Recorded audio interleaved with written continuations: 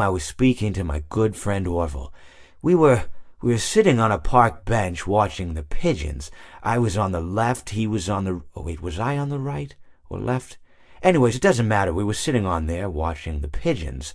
And I said to Orville, "Friend, those birds are frozen." And he kind of looked at me like I'd lost my mind. But I reminded him that it was winter, and often birds will sit in a tree until they freeze. And then they sort of fall to the ground until the sun warms up and they can, move around again.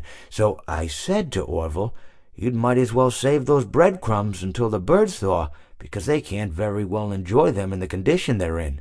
To which he asked what I meant, and asking what condition the crumbs should be in before he threw them to the birds, assuming that I meant the birds couldn't enjoy the breadcrumbs in the condition that the crumbs were in, when in fact I had meant the birds could not enjoy them in the condition that the birds were in, considering that the birds were frozen. So he took a moment and then threw his last handful onto the ground. I said to him, "Orville, why did you throw the breadcrumbs to the birds when I just told you they're frozen?"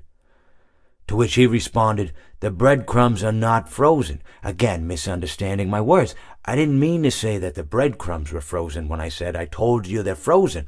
I'd been referring to the birds.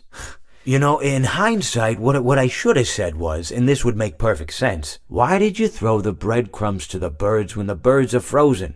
He misunderstood upon my correction, stating that he didn't know what else to do with the breadcrumbs, and that perhaps, when the birds thawed, they'd still be able to eat the crumbs. So I said to Orville, and this is what I said to him, I said, "Orville, the birds may be dead,